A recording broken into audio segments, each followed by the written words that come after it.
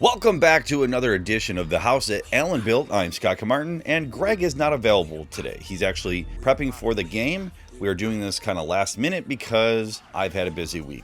Just got back from Buffalo. I had recorded episode 16 and then had a bunch of family stuff to do, and to catch up for the week, I decided to just record here at home. But the Buffalo Bills are taking on the Cleveland Browns. Now, the Browns aren't having a great season, but they do have a lot of good pieces, so we sleep on them.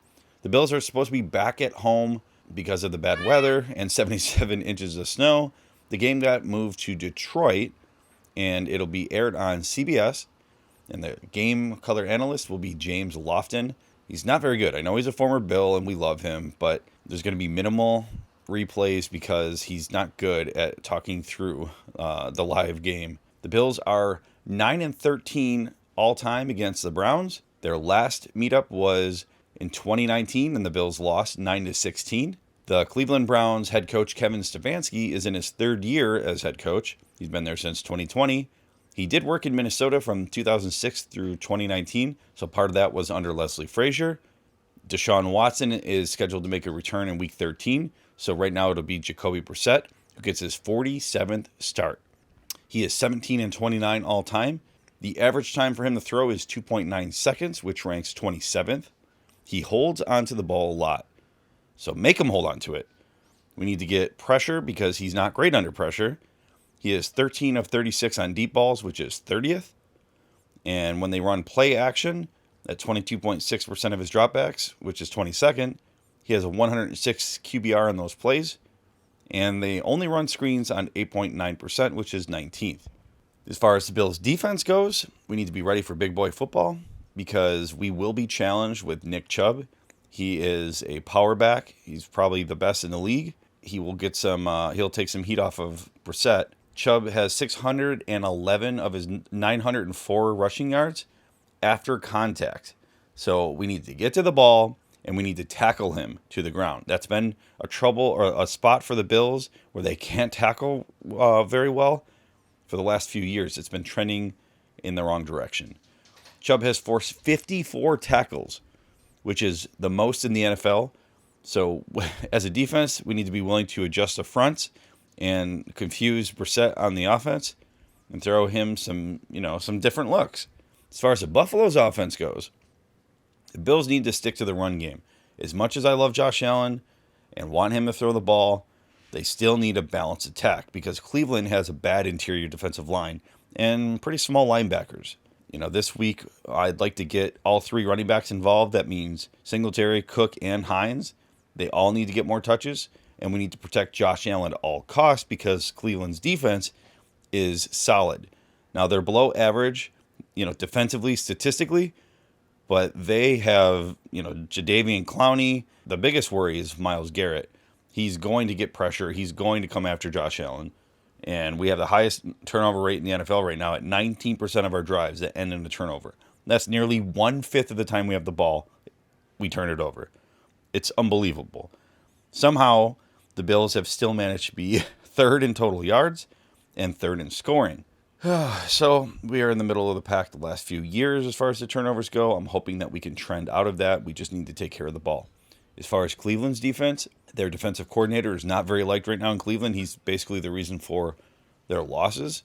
They have only had 3 interceptions and 8 total takeaways. That's 8% takeaways, which is the lowest in the league. Their defensive tackle draft picks just haven't worked out. Speaking of which, we're going to have Epinesa and Boogie Basham step up because Greg Rousseau is once again out. Cleveland's offense, their offensive coordinator is Alex Van Pelt, former Buffalo Bills backup quarterback. He was first an offensive coordinator for the Bills in 2009, but after that stint, he ended up being a quarterback coach and running back coach until his most recent offensive coordinator spot in Cleveland. The Browns are 20th in passing and 5th in rushing. Their wide receiver 1 is Amari Cooper, who is a premier receiver. He's very good at route running, and he's a threat at all levels of the field. He's very good at creating separation, but he is minimized by Brissett. Once Watson gets back, that may change, but right now, he will be limited. Wide receiver 2 is Donovan Peoples-Jones. He has a similar style to Gabriel Davis, And their wide receiver 3 is David Bell, who's a rookie with a lot of upside. Now, as far as Nick Chubb goes, he has 904 yards on the year, which is 46 yards short of being one of only 3 running backs to ever have 950 plus rushing yards and 8 plus rushing touchdowns in his first 5 seasons straight. The other 2 were LaDainian Tomlinson and Adrian Peterson. Now, Nick Chubb is as good as it gets. He hits the hole with a lot of conviction, and he has a strong center of gravity, so it'll take a lot to bring him down. And he's backed up by Kareem Hunt, who is a solid running back too. He could be an RB1 in pretty much a majority of the NFL teams around the league. They have depth on depth at running back, and they run straight ahead, very similar to the Patriots. A lot of pin and pull. Their offensive line, it's very good. It's gritty. And that starts with right offensive guard Wyatt Teller, who is a stud and also a former Bill. He does have a calf injury. I haven't looked to see the update, but I think he's playing today. If not, either way, he signed a huge extension, and he is the future for the Browns line. And I bet that's one of those trades that Brandon Beane wishes he could take back. Now, Bitonio is a very good left offensive guard for the Browns, and they're rock solid at right tackle and solid at left tackle. As far as tight ends go, David Njoku is banged up a bit, but he will put stress on our defense. And if we force them to go 3 and out or kick the ball, they have punter Corey Bojorquez, Bojo, former Buffalo Bill as well. He's had a pretty good season after the Bills got rid of him. He went to the Packers, and now he's with Cleveland, and he's doing fine. Now, they have a rookie kicker, Cade York, who's 15 of 19 on field goals and 20 of 22 for PATs. He could be an elite kicker. He's got a big leg. He's just had some of those rookie jitters, so I don't know. I mean, he could have a boomer against us, but we'll see. If they have to kick the ball, their kick return is just okay, so we should challenge them. The Browns are giving up the most punt return yards at 16 yards per return, so Hines could have a day. I hope that he's back there. Overall, I think it's not time to panic. Yes, Josh Allen is doing pretty poorly in the red zone. He's currently ranked 53rd out of a possible 55 quarterbacks who have started at least a game this year among red zone expected points against. The turnovers in the red zone the last 5 consecutive games for the Bills has kind of been fluky, but they also have not scored in the second half a touchdown since week 7 against the Chiefs. We got to change the game plan up. Running twice in the final 24 steps against the Vikings last week was not good. You need a balanced attack. There were, our 3 losses have been by a total of 7 or 8 points. So we were on the bad end of the unbelievable game of the year once again. But I'm predicting that the Buffalo Bills come out on top, of course, right?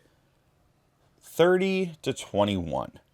I believe the spread is 50.5 for over-under, and it is 7.5 points in the Bills' favor, and I will take that. So the Buffalo Bills bounce back and hopefully go 7-3, and then play again in Detroit, but this time as the away team on Thursday, Thanksgiving.